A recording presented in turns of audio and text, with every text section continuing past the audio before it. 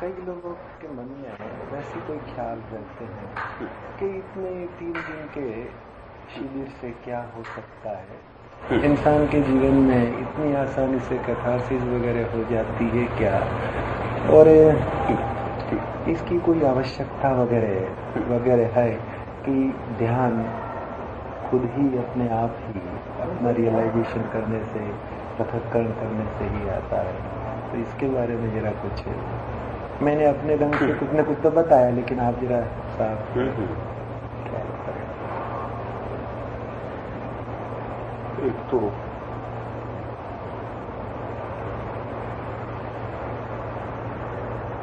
ध्यान आ सकता है, स्वयं से भी आ सकता है, लेकिन पृथक्करण से नहीं आएगा। बड़ा सवाल ये नहीं है कि हम अपने मन को एनालाइज करें, जी, क्योंकि वो पृथक्करण विश्लेषण करते वक्त भी हमारा मन ही काम करता है, और ये सारा पृथक्करण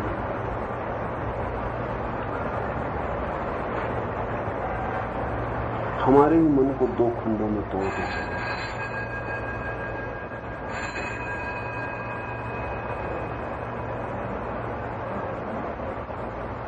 तो ना तो पृथक्करण से संभव है कि मन एक हो जाए, न ही चिंतन मनन उससे संभव है कि एक हो जाए, क्योंकि ये सारी क्रियाएं जिस मन से चलने वाली हैं उसी मन को बदलना है।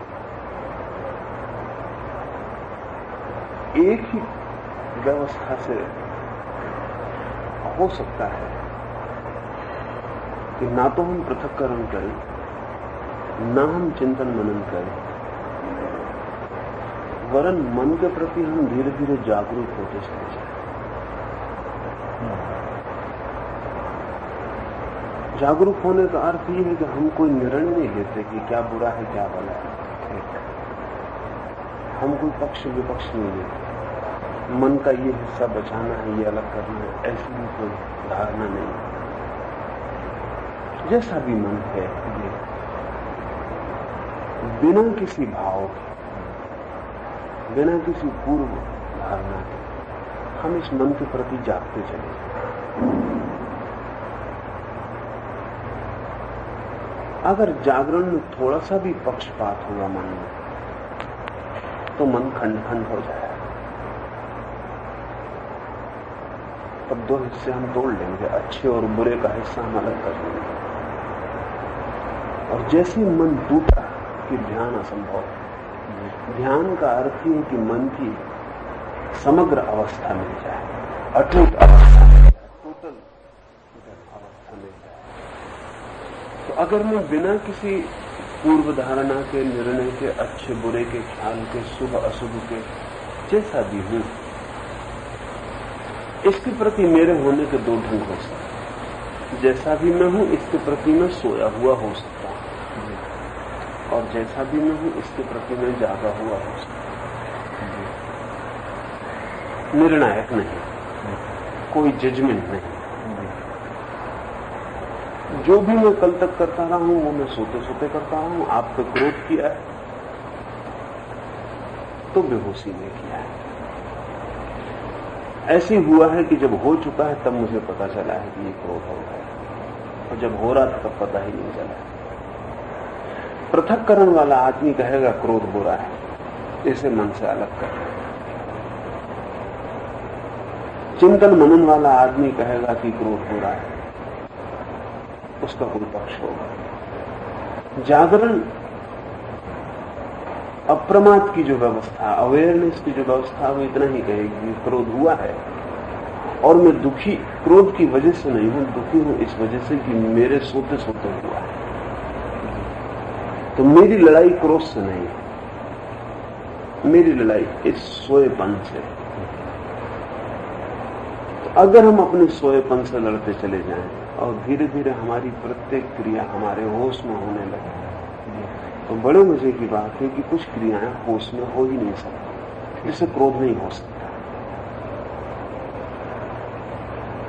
जी, जिससे घृणा नहीं हो सकती, ईर्षा नहीं हो सकती। तो मैं तो कहते ही ऐसा हूं कि जो जागरूक अवस्था में हो सके वही पुण्य है, वही शुभ है, और जिसके होने के लिए निद्रा अनिवार्य हो वही पाप है, वही अशुभ है। यानी सोया हुआ होना जिसके लिए अनिवार्य भूमिका बने, जिसके बिना हो ही ना सके, वही पाप है। तो स्वयं ध्यान फलित हो सकता है, व्यवस्था जागने की करनी पड़े। साधारणतः ये संभव नहीं हो पाता, क्योंकि हमारा वो जो सोया हुआ चित्त है वो इसका भी स्मरण नहीं रख पाता कि हम जागे रहे। वो इस बात के प्रति भी सो जाता है।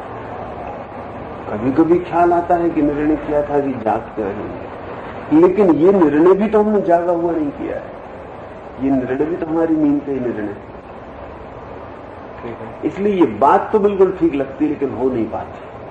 हो सकती है, वो सिर्फ संभावना है, और कभी 1 लाख 2 लाख आदमी में एक आदमी को हो भी जाती। साधारणतः ये बात लगेगी बिल्कुल उचित, लेकिन हो नहीं पाएगी। न होने में 2-3 कारण होंगे। एक कारण तो ये होगा कि हमारा जो निर्णय है जागे होने का, वो भी सोए हुए आदमी का निर्णय है। हम इसे भी तो 24 घंटे याद नहीं रखने वाले। ये भी तो हमें भूल जाएगा 5 क्षण के बाद। अभी हमने निर्णय लिया है, निर्णय लेके हम चुके भी नहीं है, और घटना आ जाएगी और हम भूल जाएंगे कि हमने निर्णय लिया। तो ये जो एक तो कठिनाई ये है कि सोए हुए मन से लड़ना है, लेकिन सोया हुआ मन ही तो निर्णय लेगा। दूसरी कठिनाई ये है कि हमारे मन का जो अर्जित संस्कार, वो जो कंडीशनिंग, वो बाधा डाले। यानी वो ऐसे ही जैसे हम एक बीमार आदमी से कहें कि तुम स्वस्थ हो जाओ, राजी वो भी होगा। सब बीमार भी स्वस्थ होना ही चाहता है। वो भी कहेगा कि बिल्कुल सहमत है आपसे, बात बिल्कुल ठीक है।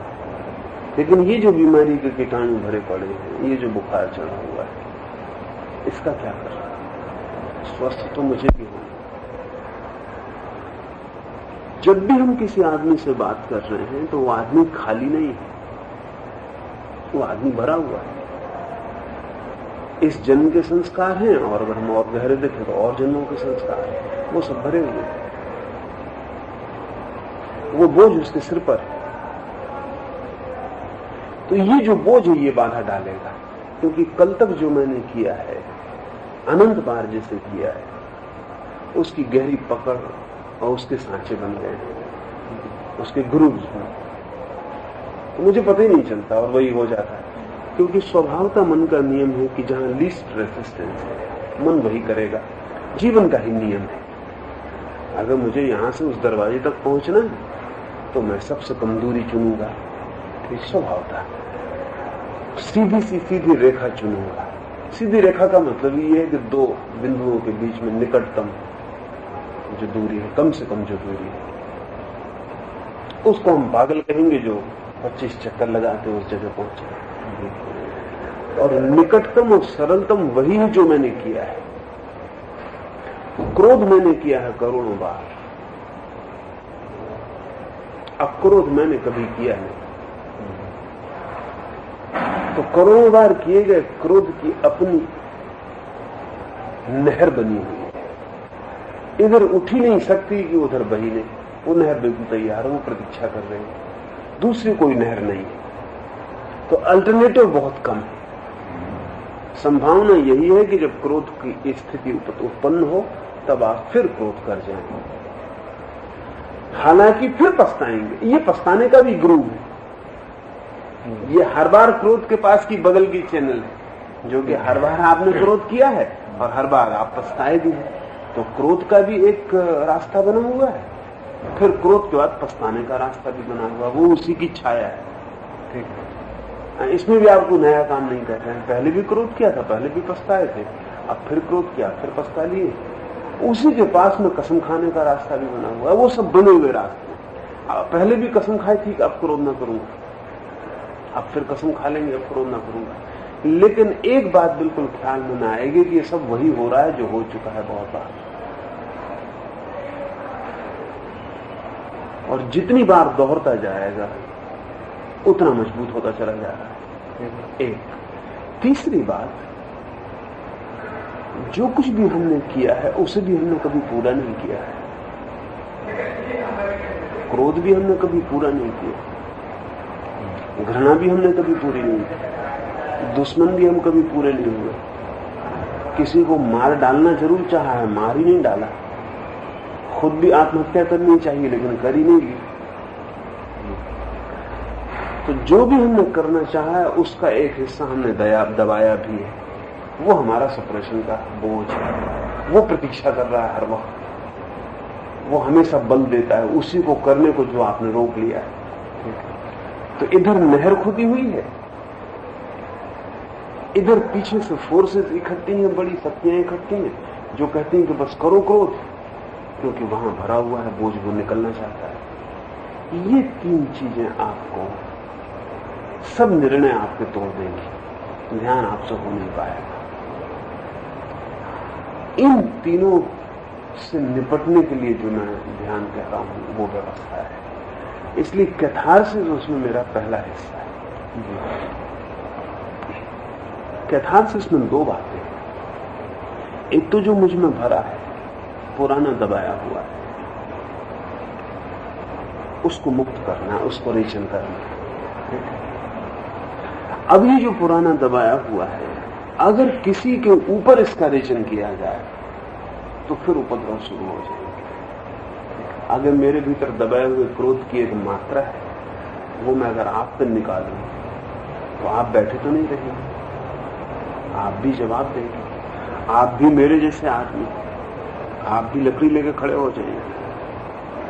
तो मैं जितना निकालूंगा उतना फिर उससे दुगना आप पैदा करवा देंगे, फिर उसे दबाना पड़ेगा, क्योंकि सिलसिला कहीं तो तोड़ना पड़ेगा, तो फिर दबा लूंगा। तो किसी पर निकालने से तो रेचन कभी नहीं हो सकता, किसी पे तो हम निकालते ही रहे हैं और रेचन नहीं हुआ है। इसलिए catharsis in vacuum, catharsis undirected, इसकी जरूरत है कि मैं निकालूं तो क्रोध, लेकिन किसी पे नहीं, हवा में निकालूं, खालीपन में निकालूं, जिसमें कि लौटती प्रतिक्रिया न हो उसकी। वो जो लौटती प्रतिक्रिया है अगर ना हो तो मैं नया अर्जन ना करूंगा। और एक दूसरे में से एक घटना घटेगी कि अगर हवा में मेरा क्रोध निकल जाए, जो कि साधारणतः आपको पागलपन मालूम पड़ेगा, इसलिए मैं मास मेडिटेशन पे मेरा जोर है शुरू में, अकेले में आप बिल्कुल पागल मालूम पड़ेगा, अकेले में आपको लगेगा मैं ये क्या कर रहा हूं। और बड़े मजे की बात है कि अगर 200 लोग वही कर रहे हैं तो फिर आप पागल नहीं मालूम पड़ेंगे, तो आपको लग रहा है मैं ही नहीं कर रहा हूं, 199 लोग और कर रहे हैं। असल में हमारे पागल और ना पागल होने का जो निर्णय है वो भी समूह से दिया हुआ निर्णय है। किसी मुल्क में अगर मिलकर दो आदमी नाक रगड़ के नमस्कार करते हैं तो वो पागलपन नहीं, क्योंकि पूरा मुल्क करता है। आज बंबई में जाके किसी को नमस्कार करके नाक रगड़ के करें तो पागल है, वो भी आदमी चौंकेगा, आसपास के लोग भी चौंक जाएंगे। लेकिन फर्क क्या है? फर्क सिर्फ इतना है कि हम यहाँ अकेले पड़ गए और वहां पूरी भीड़ वही कर रही है। अफ्रीकन औरत है, वो सिर घुटा के सुंदर हो जाती है, क्योंकि बाकी सारी औरतें भी सिर घुटा के सुंदर होती। हिंदुस्तान में कोई स्त्री सिर घुटाने को राजी नहीं, तो वो कहे मुझे कुरूप बनाना, मुझे कोई भूत प्रेत बनाना। अफ्रीकन औरत क्यों कर पा रही है, बाकी सारी भीड़ वही कर रही है। असल में हमारे पागल और गैर पागल होने का हमको पता ही सिर्फ इतने से चलता है कि हम अकेले तो नहीं पड़ गए। तो इसलिए मेरा जोर है कि ये जो कैथारसिस है आप अकेले में शुरू नहीं कर पाएंगे। कर सकें तो अच्छा, मुझे कोई एतराज नहीं कि अकेले में कोई कर सके, लेकिन कर नहीं पाएगा। अकेले में उसे खुद ही लगेगा मैं घूसा किसको मार रहा हूं, क्योंकि हमारी सदा की आदत जो है वो किसी को घूसा मारने की। हवा में घूसा मारने में हम पागल मालूम पड़ेंगे, मैं ये क्या पागलपन कर रहा हूं।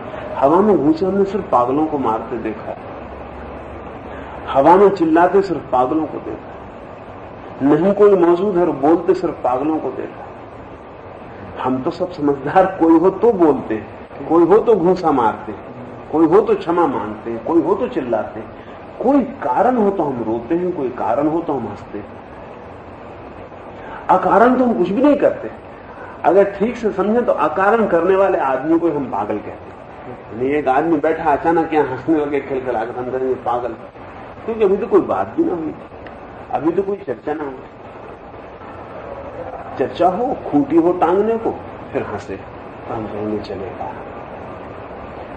तो इसलिए कैथारसिस जो है वो मेरी दृष्टि में मां से ही शुरू की जा सकती है।